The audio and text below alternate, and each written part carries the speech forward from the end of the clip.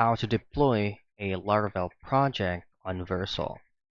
Now every part of the instruction is going to be posted on your screen. I'm just going to be explaining these specific instructions that are showing here for you to be able to fully understand this. First things first is, of course, create your Laravel project. Now there is an actual folder. If not, you just simply create a folder that's namely API. Now go into the API folder, and then in that just simply create a file that has index.php in it. Now inside the index.php, you just have to copy and paste this value right here, and then just simply create a file that's going to be called Vercel ignore. Then just simply include a /vendor inside of Vercel ignore.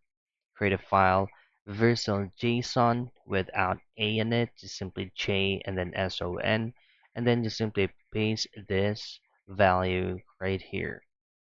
Now next is to create an empty folder, a dist folder dist, and then you are now ready to deploy everything here. To deploy your project, just simply type in under those command Vercel, and then just set up and deploy folder your project name.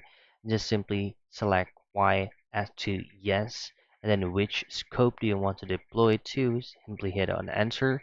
All these on-screen prompts need to be followed so that it will be successful. So those are the things that you'll have to do first for you to be able to deploy a Laravel project into Vercel.